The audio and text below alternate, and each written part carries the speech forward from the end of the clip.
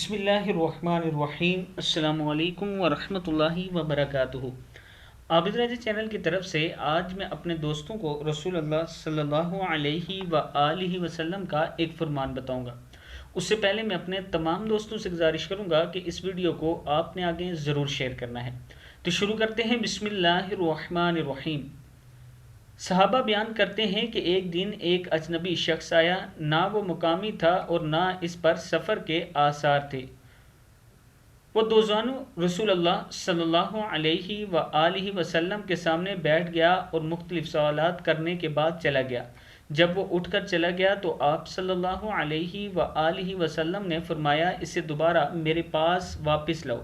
لوگ اسے بلانے گئے تو دیکھا کہ وہاں کوئی نہ تھا۔ آپ صلی اللہ علیہ وآلہ وسلم نے فرمایا، یہ حضرت جبرائیل علیہ السلام تھے جو تمہیں تمہارا دین سکھانے آئے تھے۔ صحابہ بیان کرتے ہیں کہ ایک دن ایک اجنبی شخص آیا، نہ وہ مقامی تھا اور نہ اس پر سفر کے آثار تھے۔ وہ دو زانو رسول اللہ صلی اللہ علیہ وآلہ وسلم کے سامنے بیٹھ گیا اور مختلف سوال کرنے کے بعد چلا گیا۔ جب وہ اٹھ کر چلا گیا تو آپ صلی اللہ علیہ وآلہ وسلم نے فرمایا، اسے دوبارہ میرے پاس واپس لاؤ۔